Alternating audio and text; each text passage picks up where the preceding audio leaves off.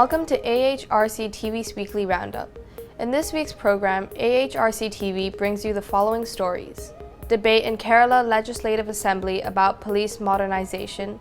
China continues crackdown on human rights lawyers and activists. Injustice for rights defenders and indigenous people in Indonesia. Record number of farmer suicides in India. Interview with Zara Alvarez about fabrication of charges against her in the Philippines. Welcome to AHRC TV's Weekly Roundup. I am Christine Learn. This week's roundup begins in India. Last week, AHRC TV reported the unique process of police modernization initiated in the Indian state of Kerala. This week's roundup brings you a follow-up on how this critical reform is being debated in the Kerala Legislative Assembly. Speaking on behalf of the government, V.T. Balram, member of the State Legislative Assembly, had the following to say during the budget debate on police modernization. Sir, നമ്മുടെ ഒരു സ്വപ്ന പദ്ധതിയായി ഈ government ഇനി ഏറ്റെടുക്കേണ്ടത് എൻ്റെ അഭിപ്രായത്തിൽ നമ്മുടെ സമഗ്രമായ ഒരു ഭരണ പരിഷ്കാരത്തെക്കുറിച്ചുള്ള ചിന്തകളാണ്. എല്ലാ രംഗത്തും ആധുനികവൽക്കരണം കൊണ്ടുവരാൻ സാധിക്കണം. സർക്കാരും ജനങ്ങളും തമ്മിലുള്ള ഭരിക്കപ്പെടുന്നവരും ഭരിക്കുന്നവരും തമ്മിലുള്ള അന്തരം അകലം ഇല്ലാതാക്കണം. ആ ഗ്യാപ്പ് ബ്രിഡ്ജ് ചെയ്യാൻ സാധിക്കണം. അതിന് കഴിയുന്ന തരത്തിലുള്ള സമീപനങ്ങളും പ്രവർത്തനങ്ങളും ഈ ഗവൺമെന്റിന്റെ പ്രവർത്തനങ്ങളുടെ പ്രയോറിറ്റിയിലേക്ക് വരണം എന്നാണ് ഈ അവസരത്തിൽ എനിക്ക് സൂചിപ്പിക്കാനുള്ളത്. പോലീസിന്റെ കാര്യത്തിലും അതുതന്നെയാണ് സർ നമുക്ക് ആവശ്യമായിട്ടുള്ളത്. നമ്മുടെ പോലീസ് സേന അടിമുടി ആധുനികവൽക്കരിക്കപ്പെടണം. സമഗ്രമായിട്ടുള്ള ഒരു പോലീസ് മോഡേണൈസേഷനെ കുറിച്ച് നമുക്ക് ചിന്തിക്കേണ്ടതായിട്ടുണ്ട്. ദൗർഭാഗ്യവശാൽ കഴിഞ്ഞ കുറെ കാലങ്ങളായി പോലീസിന്റെ ആധുനികവൽക്കരണ രംഗത്ത് കാര്യമായ പ്രവർത്തനങ്ങളൊന്നും ഇല്ലാതിരുന്ന ഒരു സാഹചര്യമാണ് നമുക്ക് കാണാൻ സാധിക്കുന്നത്. ഇതിനുവേണ്ട റിസോഴ്സസിനെ കുറിച്ച് നമുക്ക് ആലോചിക്കണം. നമുക്കൊരു പോളിസി ഉണ്ടാവണം സർ പോലീസിങ്ങിനെ കുറിച്ച്. എന്തായിരിക്കണം നമ്മുടെ പോലീസിംഗ് പോളിസി? ഈ പരസ്പര ബന്ധമാണ് സർ നമുക്ക് തിരിച്ചുപിടിക്കേണ്ടത്, അല്ലെങ്കിൽ പുതുതായി ഉണ്ടാക്കിയെടുക്കേണ്ടത്. ഒരു പുതിയ സംസ്കാരത്തിലേക്ക് നമുക്ക് പോലീസിനെ കൊണ്ടുപോകാൻ സാധിക്കുമോ? ആ അർത്ഥത്തിലുള്ള ആധുനികവൽക്കരണം കൊണ്ടുവരാൻ സാധിക്കുമോ? നമ്മൾ ചിന്തിക്കേണ്ട കാര്യമാണ് സർ. യഥാർത്ഥത്തിൽ പോലീസിൽ നിന്ന് ഉദ്ദേശിക്കപ്പെടുന്ന പ്രതീക്ഷിക്കപ്പെടുന്ന സേവനങ്ങൾ ജനങ്ങൾക്ക് ലഭ്യമാക്കുന്നതിന് വേണ്ടി എത്ര പേരുണ്ട് എന്ന് നോക്കുമ്പോൾ ഇനിയും ഒരുപാട് റിക്രൂട്ട്മെന്റ് ഈ മേഖലയിലേക്ക് ഉണ്ടാവേണ്ടിയിരിക്കുന്നു. ജെൻഡർ ഇക്വാലിറ്റി കുറച്ചുകൂടി മെച്ചപ്പെടുത്തേണ്ടതായിട്ടുണ്ട് സർ. സ്ത്രീകളുടെ എണ്ണം പോലീസ് ഫോഴ്സിനകത്ത് വളരെ പരിമിതമാണ്. ശാസ്ത്രീയമായ പരിശീലനം നൽകാൻ സാധിക്കണം. പോലീസ് ട്രെയിനിങ് വളരെ പ്രധാനമാണ്. നമുക്ക് പോലീസിന് നല്ല പോലീസ് സ്റ്റേഷനുകൾ ഉണ്ടാവണം. വൃത്തിയും വെടുപ്പും, ആളുകൾക്ക് ഏത് പാതിരാത്രി ആയാലും കയറി ചെല്ലാൻ കഴിയുന്ന ഒരു അന്തരീക്ഷം, ഒരു ആംബിയൻസ് അവിടെ സൃഷ്ടിക്കാൻ സാധിക്കണം. കേരളം സർ പലതുകൊണ്ടും മാതൃകയാണ്. വിദ്യാഭ്യാസത്തിന് നമ്മൾ ലോകത്തിന് തന്നെ മാതൃകയാണെന്ന് വിശേഷിപ്പിക്കാം. ആരോഗ്യം, അതുപോലെ തന്നെ സാമൂഹ്യ നീതി ഉറപ്പുവരുത്തുന്ന കാര്യത്തിൽ, സാമൂഹ്യ സുരക്ഷാ പദ്ധതികളുടെ കാര്യത്തിൽ നമുക്ക് ആ രീതിയിലുള്ള പല മാതൃകകളും പോലീസിംഗിന്റെ കാര്യത്തിലും സൃഷ്ടിക്കാൻ സാധിച്ചിട്ടുണ്ട്. കാര്യം വലിയ കഷ്ടമാണ് സർ. അപ്പൊ നല്ല മഴയാണ്, പലപ്പോഴും കാണാൻ സാധിക്കുന്ന മഴയത്ത് നനഞ്ഞൊലിച്ചുകൊണ്ടാണ് പല പോലീസുകാരും ട്രാഫിക് ഡ്യൂട്ടി നിർവഹിക്കുന്നത്. ഞാൻ നേരത്തെ സൂചിപ്പിച്ചതുപോലെ നമ്മുടെ പോലീസുകാരുടെ പൊതു മനോഭാവത്തിൽ മാറ്റം ഉണ്ടാവണം എന്നുള്ളതാണ് ജനങ്ങൾ ആഗ്രഹിക്കുന്നത് സർ. നമ്മുടെ സാധാരണക്കാർക്ക് പോലീസ് സ്റ്റേഷനിലേക്ക് നേരിട്ട് കടന്നു ചെന്നാൽ, ആരുടെയും ശുപാർശയില്ലാതെ കടന്നു ചെന്നാൽ അവർക്ക് നീതി ലഭിക്കും എന്ന് പറയുന്ന ഒരു പ്രതീക്ഷയും ഒരു ആത്മവിശ്വാസവും ഇനി നമുക്ക് ജനിപ്പിക്കാൻ സാധിക്കുന്നില്ല എന്നുള്ളത് വളരെ പ്രധാനപ്പെട്ട കാര്യമാണ് സർ. ഒരു സാധാരണ സദാചാര പോലീസിന്റെ നോർമൽ ഉത്തരവാദിത്തത്തിൽ നിന്ന് വിട്ട് സദാചാര പോലീസായി മാറുന്ന അവസ്ഥ പലപ്പോഴും പോലീസിലെ ചില ആളുകളുടെ ഭാഗത്ത് നിന്നെങ്കിലും ഉണ്ടാവുന്നുണ്ട്. ഇതൊരു അബറന്റ് ബിഹേവിയർ ആയിട്ട് തന്നെ നമുക്ക് കാണേണ്ടതായിട്ടുണ്ട് സർ. വളരെ സ്ട്രിക്റ്റ് ആയിട്ട് അതിനെ നിയന്ത്രിക്കേണ്ടതായിട്ടുണ്ട് സർ. പലതരത്തിലുള്ള പ്രജുഡൈസുകൾ പോലീസ് ഉദ്യോഗസ്ഥരുടെ ഭാഗത്ത് ഉണ്ടാവുന്നുണ്ട് എന്നുള്ളത് കാണാതിരിക്കാൻ സാധിക്കില്ല സർ. ദലിതർക്കെതിരായിട്ടുള്ള അട്രോസിറ്റീസിന്റെ ഭാഗത്തുനിന്ന് അതിനോടുള്ള സമീപനം, ലൈംഗിക ന്യൂനപക്ഷങ്ങൾ, അവരുടെ അവകാശങ്ങളോടുള്ള സമീപനം, ഇത്തരം കാര്യങ്ങളൊക്കെ ഒരു മോഡേൺ സൊസൈറ്റി ചർച്ച ചെയ്യണം സർ. ഇന്ന് രാജ്യം മുഴുവൻ, ഒരുപക്ഷെ ലോകം മുഴുവൻ അത്തരം പ്രശ്നങ്ങൾ ചർച്ച ചെയ്ത് മുന്നോട്ട് പോവുകയാണ്. അതിനെ അഡ്രസ് ചെയ്യാൻ, അതിന് കഴിയുന്ന തരത്തിലുള്ള ഒരു മനോഭാവ മാറ്റത്തിലേക്ക് നമ്മുടെ പോലീസിനെ നയിക്കാൻ നമുക്ക് കഴിയേണ്ടതായിട്ടുണ്ട് സർ. സർ, മാവോയിസ്റ്റുകൾ വലിയൊരു ഭീഷണിയാണ്. നമുക്ക് ഒരു തരത്തിലും അംഗീകരിക്കാൻ കഴിയുന്ന ഒരു പ്രത്യയശാസ്ത്രമോ പ്രവർത്തന രീതിയോ അല്ല സർ. പക്ഷെ ഒരു ജനാധിപത്യത്തിൽ മാവോയിസ്റ്റ് ആശയങ്ങൾ അടക്കമുള്ള ആശയങ്ങളോട് ആശയപരമായി ഐക്യദാർഢ്യപ്പെടാനുള്ള അവകാശം അത് നമുക്ക് നിഷേധിക്കാൻ കഴിയില്ല സർ. മാവോയിസ്റ്റ് സാഹിത്യം വായിച്ചു എന്നതിന്റെ പേരിലോ പുസ്തകം വായിച്ചു എന്നതിന്റെ പേരിലോ ഒരാൾക്കെതിരെ കേസെടുക്കുക എന്ന് പറയുന്ന സമീപനം അത് ഉചിതമല്ല സർ. കോടതി പോലും നിരീക്ഷിച്ചിട്ടുണ്ട്. അക്കാര്യത്തിൽ ആഭ്യന്തര വകുപ്പ് അപ്പീൽ പോകാൻ തീരുമാനിച്ചിട്ടുണ്ടെങ്കിൽ അതിനെക്കുറിച്ച് പുനരാലോചന നടത്തണം എന്നാണ് എനിക്ക് അഭ്യർത്ഥിക്കാനുള്ളത് സർ. സർ, ഏറ്റവും കൂടുതൽ ജനങ്ങൾക്ക് ആക്ഷേപം ഉയരുന്നത് വാഹന പരിശോധനയുടെ കാര്യത്തിലാണ്. സർ, ലോകത്ത് എത്രയധികം രാജ്യങ്ങളുണ്ട്, അവിടെ ഒന്നുമില്ലാത്തൊരു ആക്ഷേപം ഈ വിഷയത്തിൽ ഉണ്ടാവുകയാണ്. ഇതിൽ അടിമുടി ഒരു പരിഷ്കാരം ഉണ്ടാവേണ്ടിയിരിക്കും സർ. അത് മാറ്റണം. Next, AHRC TV revisits events in China, where lawyers and human rights activists have been disappeared and targeted by the state. To date, more than 236 people have been implicated to different degrees. Data shows that 14 lawyers and activists have been criminally detained, 6 are in incommunicado, 4 are under house arrest, and 218 people were temporarily detained or forcibly questioned but have been released since. The actions of the law enforcement officers demonstrate the Chinese authorities' disregard for the regulation and laws of basic human rights. The arrests also violate the assurances of the rules of constitution proclaimed by the government. Local media have been accusing the lawyers of colluding with petitioners to disturb social orders, and detainees have been warned not to publicize details of the cases, especially towards international media parties. One of the most prominent human rights lawyers, Wang Yu, and her boss and colleagues still remain in detention. Outside sources are unsure of their whereabouts. According to Beijing-based lawyer Chen Jiangang, officers also took Wang's son away after he allegedly texted lawyers who were on their way to legally support him not to come. The foreign-based organization, Observatory for the Protection of Human Rights Defenders, has stated that the prospect of the rule of law in China is looking grim. The arrests of lawyers who have been defending civil freedoms are broadcasting a threatening signal to journalists and lawyers in China. Therefore, human rights organizations are strongly urging the Chinese government to release, or at the very least, disclose the whereabouts of detained activists and lawyers. The international community should also continue to show concern towards this dire issue in China. The program now shifts focus to events in Indonesia. AHRC TV interviews rights defender Chris Biantoro on the situation of human rights defenders in the country. Most recently, an environmental activist was tortured and stabbed to death by Indonesian Navy personnel. There has been no proper investigation into his death. Problems have also occurred in plantations in Jambi province, where indigenous tribe members were tortured and killed by soldiers for defending their rights to land.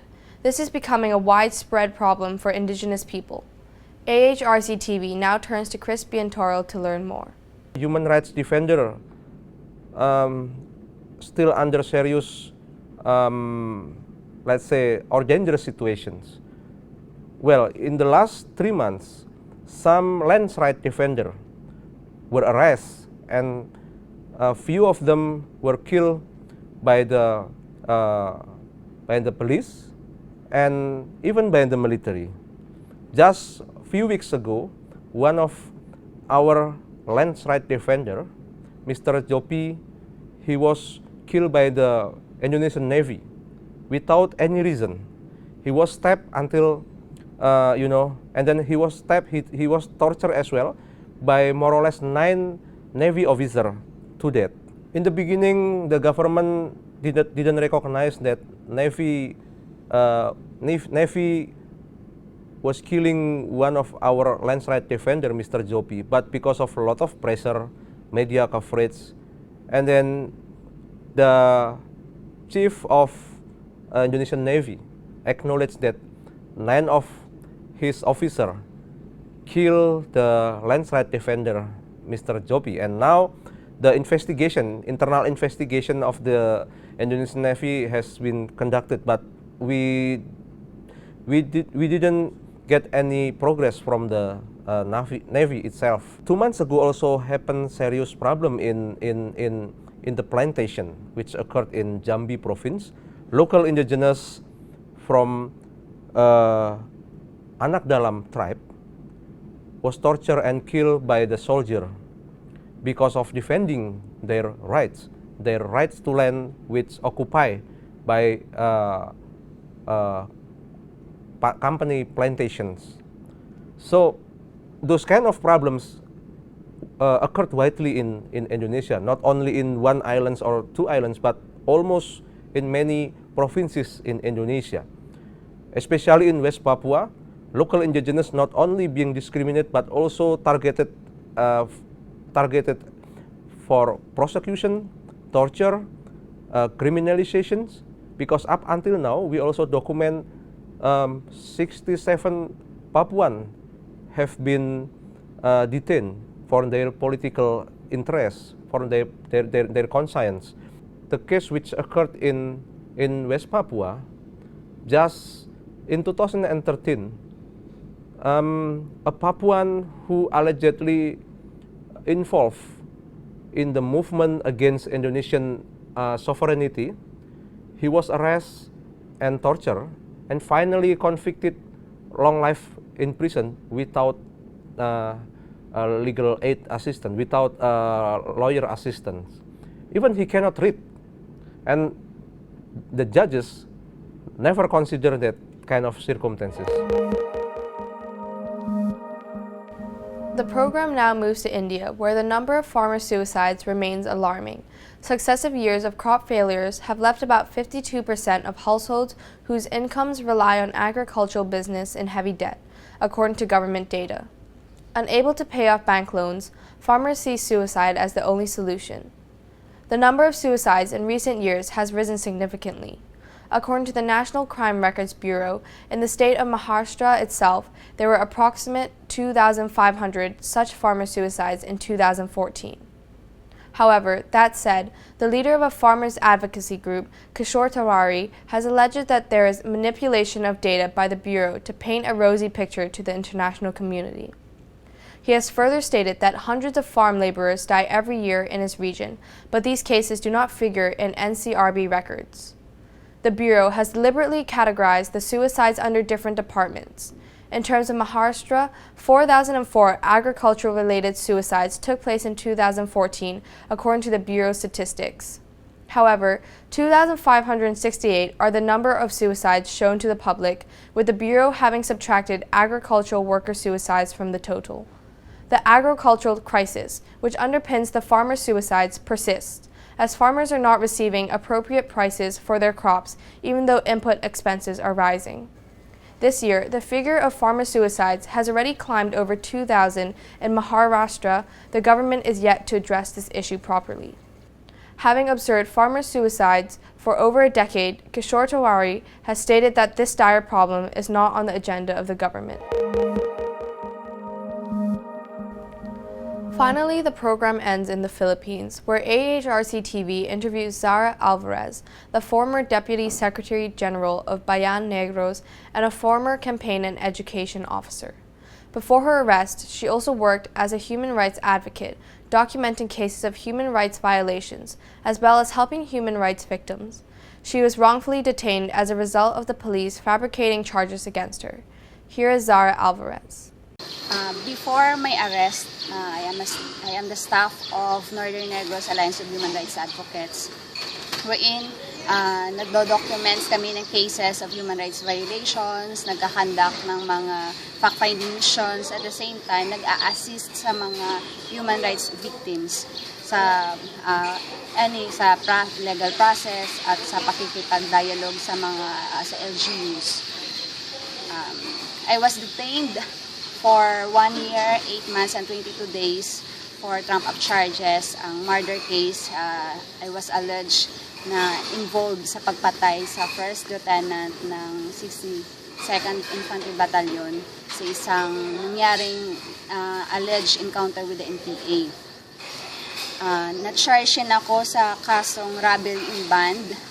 At dahil doon, nakulong ako ng sinabi ko na 1 year, 8 months, and 22 days. Of course, dahil sa pag-stay ko sa jail, ang sufferings ng pamilya, at the same time, nakita ko kung ano ang real situations ng mga political prisoners, yung ibang pag-treat sa mga political prisoners. Sa pagtingin ko, yung reason kung bakit ako na-file ng trump-up charges, gusto ng Estado, dahil ang complainant ko sa murder case ay military, gusto nilang stop or cripple me in my work. Stop ako sa aking trabaho bilang human rights defender. Pero, of course, kahit nasa jail, patuloy pa rin yung pag-expose ng mga human rights cases. Kaya nasabi ko na hindi sila total kahit na-detain for for a longer time, pero hindi sila naging successful sa kanilang objective. Ang panawagan ko na lang, especially sa international organizations, especially sa human rights organizations international, yung patuloy na pag-monitor at pag-intervene sa mga cases ng top-up charges. Dahil sa tingin ko, sa experience, based on my experience, ang intervention ng mga international organizations at national human rights organizations ay nakatulong kung bakit na mabilis na nagdesisyon ang judge na i-grant yung bail kahit on bail sa ngayon. Maraming longer process pa ang ina-expect namin na tatagal pa ang case, but positive na di-dismiss dahil nga sa trump-up charges. That is all for this weekly roundup. For more on these and other issues, please visit www.humanrights.asia. Thank you for watching and see you next week.